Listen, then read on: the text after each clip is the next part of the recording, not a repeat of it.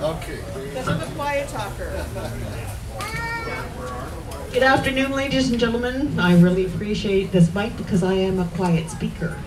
My name is Jody Sevenoff and I am a resident here in Maple Ridge. I want to thank you guys for braving the weather and coming out to sign today. This is amazing for 1 week's knowledge.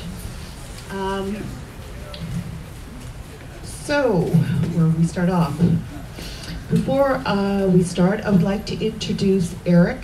Eric, if you can come up here, show your face. Eric is the one that got all this started. He is the one that started the online petition, which most of you have signed. I want you to remember this young man's face.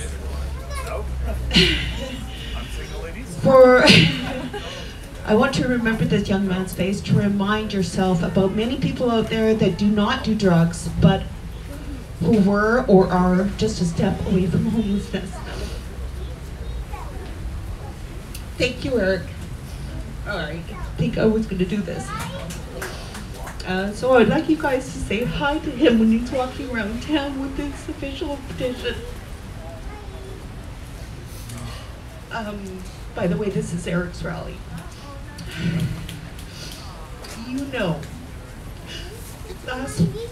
the Wednesday night that we heard that the BC government had bought this property next to our homes and our seniors center, that this was above and beyond a shock to all of us as residents here. Our BC government needs to respect us. Our neighborhood is already overrun with theft and vandalism and all sorts of kinds of unsavory items like needles, condoms, and even excrement. And now this. To add insult to injury, the announcement came without detail or consultation. There was no impact study done. There was no communication with the neighborhood. We don't know whether there's going to be modulars, containers, or proposed build. We don't know the model they will follow. All we know is that we built this will be built by the province with the blessings of our new elected MLAs. To hell with the neighborhood. This should be very clear to the city and the province that the people want input into the location and how these facilities are going to operate. Anyone can look around and see that the government's idea of helping the drug-dependent homeless is not working. Yet BC Housing and BC Health continue to trot out the same failed solutions with zero consideration for the impact of our neighborhoods. Over a 5-year period, 82 people died in BC Housing supportive housing facilities, such as the one proposed for Burnett Street. Of these 82 people, 25% of them lay dead in their rooms for up to 2 days or more. One woman whose son was dead in the room for 3 days before his body was found learned of his death on Facebook. Is this helping the unfortunate souls battling addiction? No. Is this the kind of facility you want next to your seniors' residence, 2 schools, and a huge sports fields complex? I don't think so. No. Absolutely not. We're going to introduce our next speaker. Her name is Jessica, and she's a resident of Maple Ridge as well.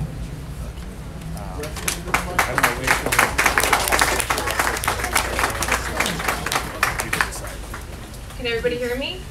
Yeah. Before I start, okay, I'm coming close.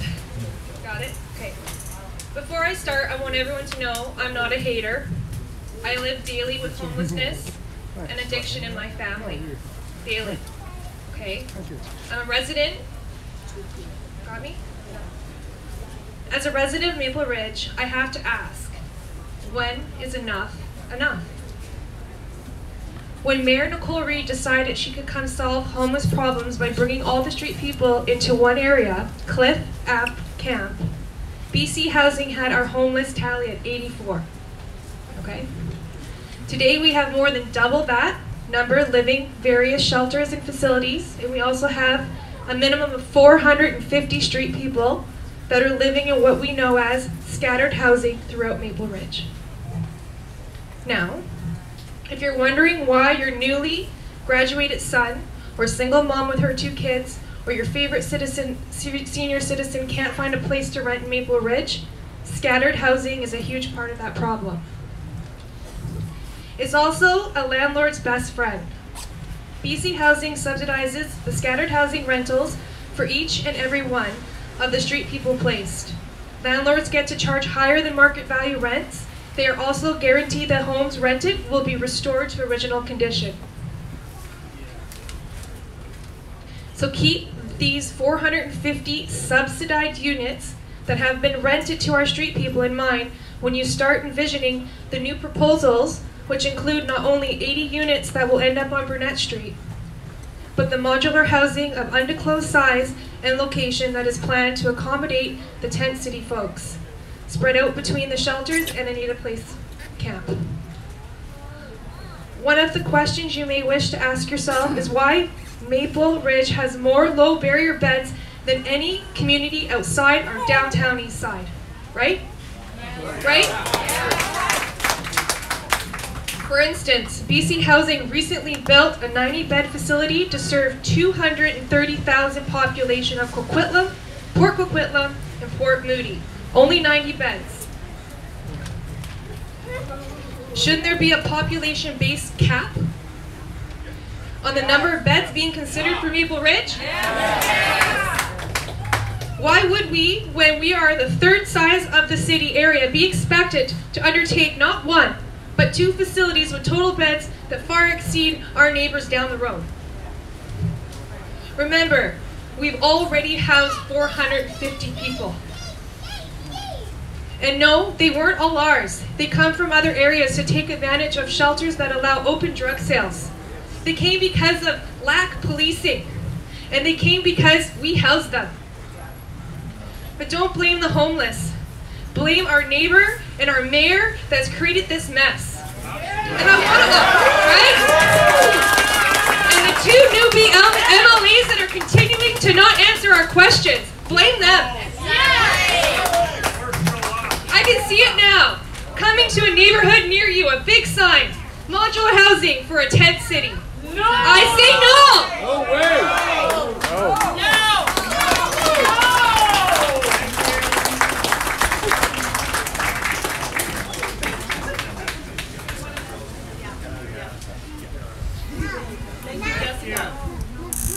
Alright, so she's the passionate one, I'm the crier. Alright, so next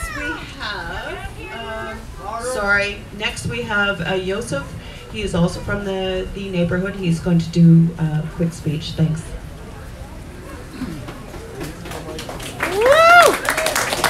Good afternoon, ladies and gentlemen. My name is Ahmed Yusuf, but make it easy on yourselves and just call me Yusuf. As mentioned, I live just off of Burnett. Having lived all over the world, my wife and I chose this country and this city to raise our 3 children. We are here today fighting for our neighbors, for our neighborhood, and for our children's future. We're not haters. We want real solutions that bring proper health care and drug treatment options for those in the grip of addiction. The people here today want to see the millions and millions of dollars being spent on this opiate crisis being directed to meaningful care. Meaningful care, not palliative care. They also want to see facilities that hold residents accountable for their actions and partnering with the community to minimize the impact to neighborhoods and to businesses. Without this, without having that consultation, without having that impact being considered, the friction and divisiveness will continue to tear us apart. We cannot address the needs of the homeless without also addressing the needs of our community.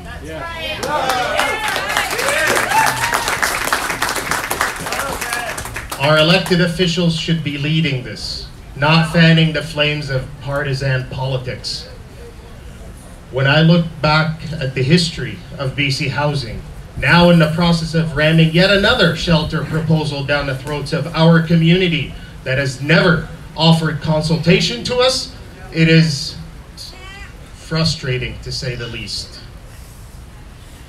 We have seen in our past how 16,000 of our residents have signed petitions to stop shelters that were the wrong model and in the wrong place. And today, that fight continues. Last fall, I was working with a group of local business people that were adversely impacted by the tent city. And it took me several attempts to get their message through to council.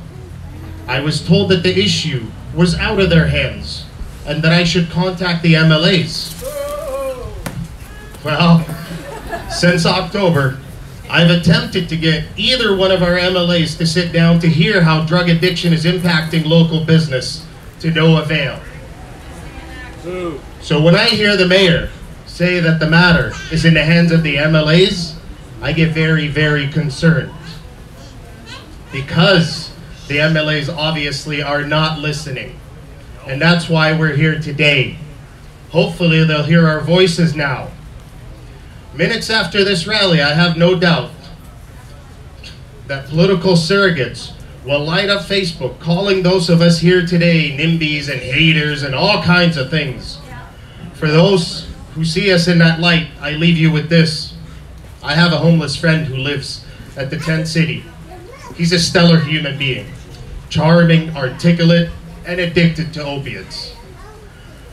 Who would know better than a guy who panhandles and interacts with hundreds of our residents on a daily basis if Maple Ridge is a community of haters or not? One day I asked him flat out and I said, are people of Maple Ridge haters? He said, no, quite the opposite. He said maybe in 1,000 people, he'll come across 4 or 5 jerks. The other 995 are kind, compassionate, and so generous that it amazes even him. No, the people of Maple Ridge are not haters. We are not haters. We are concerned citizens. I thank you all for braving the weather and being here today to support us. Now, I'll leave you with this. There are a few ways you can help to ensure that our neighborhood is not steamrolled into accepting an oversized low-barrier shelter. First, please make sure that you sign the official petition over at the tables. The province requires that we have an actual signature on paper. We'll be getting them out all over town, so tell your friends to watch for them and to add their voices. Be sure to only sign the official petition once. Eric, who you met earlier, has also a petition online. Please make sure to sign that petition as well. It is more of a public opinion survey than something that will be presented to government. However, it is an opportunity for you to be heard, so please do take advantage. Write or email your elected officials. We've got all their email addresses over on the petition tables. Grab a copy and get writing, please. Better still, try to meet with them. Maybe you'll have better luck than I. Share your concerns and opinions firsthand with them. Writing to your elected officials really counts. Ask to be consulted. It is what we're here asking for. We also urge you to pick up a copy of the Citizens Committee recommendations that outlines the operational protocols we feel should be put in place to mitigate the impact of facilities housing drug-dependent residents on neighborhoods and communities. The Facebook page Action Maple Ridge has kindly offered to post our notices and news on it until we can get our own page up and running. Check in for updates and like the page so that you will get news coming to you. I thank you for attending, and I appreciate your support on behalf of myself, my family, and the entire neighborhood.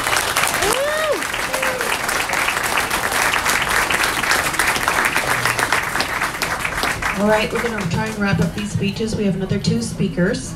Next, I would like to introduce Wendy. She's also from the area. Thank you. Thanks for coming out. Support. Thank you. At the City Council. council meeting on January 16th, I asked Mayor Reid why she was allowing this location to go through without an impact study or public consultation. And would she stand up for the community against this location?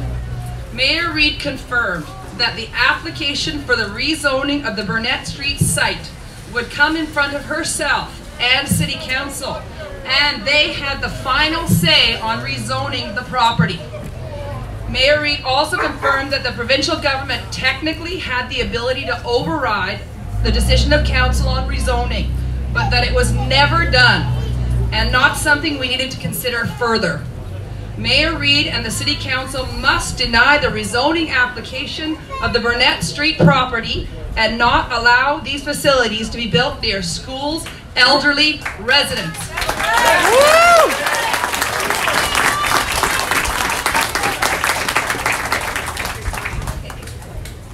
I'm a 27-year resident of Maple Ridge, despite the accent, and I'm upset about a few things. I'm really concerned for the well-being of the children in my neighbourhood. I need you to be aware of the devastating path being taken by the Ministry of Housing and Municipal Affairs to introduce low-barrier homeless shelter beds and modular housing beds to the community. The government has purchased land on Burnett Street for the Salvation Army to house emergency, temporary and of course extreme cold weather beds at this low-barrier location. And this is directly in my neighbourhood. I have to wonder why the money is not being spent to get these needy people into rehab treatment centre beds, which would then, I think, reduce the need for homeless shelters dramatically. The proposed Band-Aid solution is just that, a temporary solution for people who need access to rehab, rather than making it easier for drug dealers to find their customers. Selena Robinson, who came up with this wonderful plan, is Minister of Municipal Affairs and Housing and resides in Coquitlam, where the modular housing project at 3030 Gordon Avenue is located. It apparently hasn't resulted in any increase in crime or lowered property values there. Therefore, it must be in the perfect location. Lucky Coquitlam. Comparing Gordon Avenue with Burnett Street is like comparing apples and oranges. Gordon Avenue is located beside the train tracks and a wooded area. Perfect location. I checked it out this week. Burnett Street, sadly, doesn't have a train track running beside it. Rather, it has the Lougheed Highway running through the centre of town and roads and pathways leading to Golden Ears Elementary, Arthur Peak and Thomas Haney Secondary. Next door isn't a lovely wooded area where no one lives, but the Legion Seniors residence, Earl Hague, and a walkway to an always busy, newly remodelled Valleyfair Mall. Does this sound like the perfect location? The Coquitlam location isn't within easy walking of numerous proposed all-seasons multi-use turf fields for Thomas Haney Secondary and Golden Ears Elementary. We have a brand new shared use pathway on the adjacent 117 Avenue that connects us to schools, homes, businesses safely. In Coquitlam, on Gordon Avenue, there are no residential homes to worry about, and the commercial businesses all have barbed wire on the chain link fences. Some have razor wire.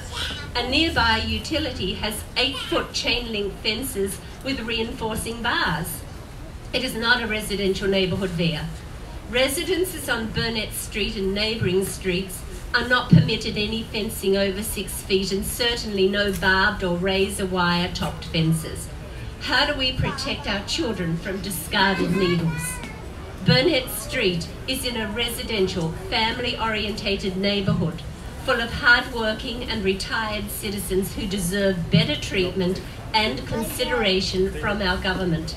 The equivalent location in Maple Ridge to the perfect location in Coquitlam would be at the west end of River Road in the industrial park adjacent to the train tracks.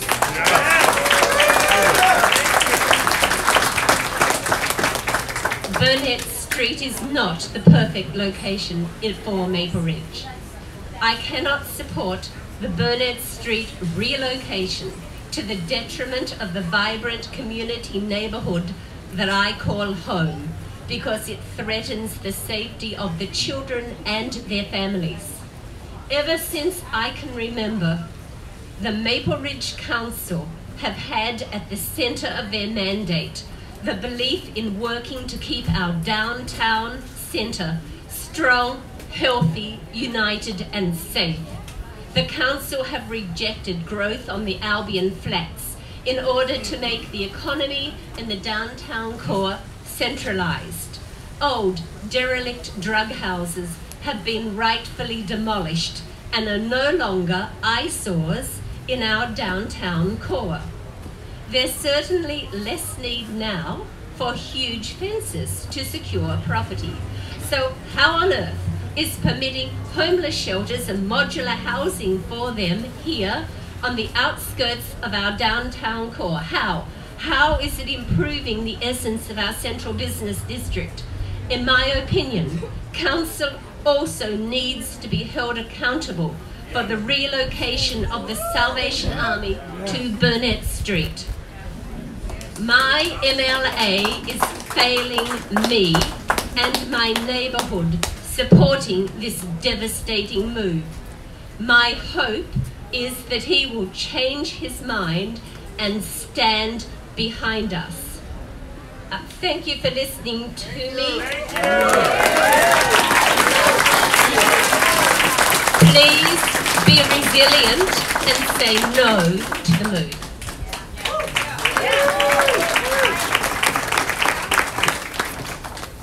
Okay, ladies and gentlemen, we all understand you're freezing out here like myself.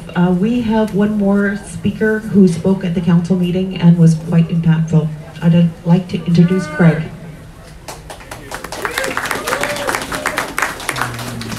Thank you very much. Appreciate everybody coming out and raising the elements. Kind of ad hoc. Been asked to speak here because I spoke at council meeting last week.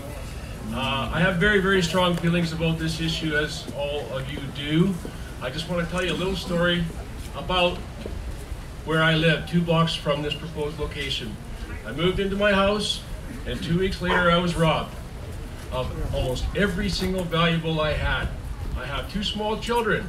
Those children no longer want to walk down the street, take the dog for a walk, go play outside on the field because they are afraid.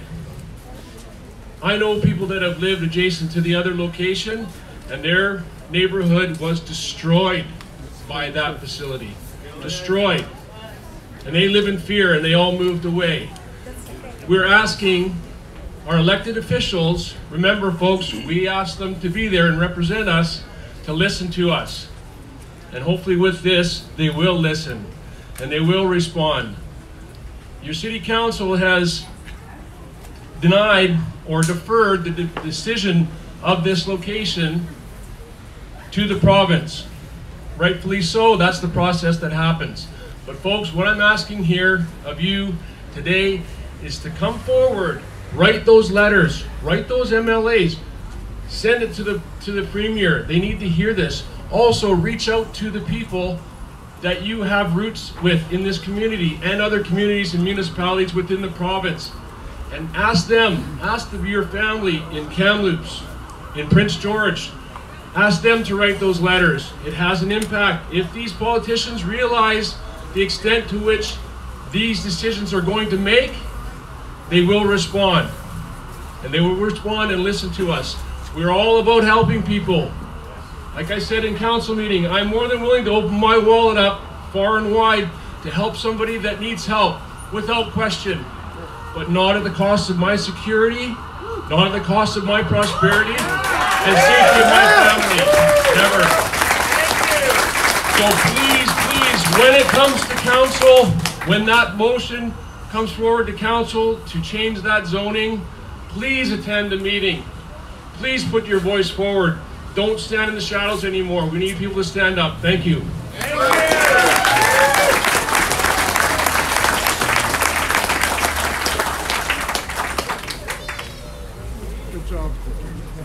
Needless to say, the synthetic field that they're going to put in, they're going to spend millions of dollars on a synthetic field and make a beautiful facility that some people are not exactly opposed to. But why would you set up a beautiful facility like that and leave it for people to go and do their drugs and leave their needles and leave their garbage and hang out? That just doesn't make sense. It's kind of the thing that just doesn't make common sense. You know, so like he says, write your MLA. Stomp on the grounds. Make your voice heard, people. Scream out loud.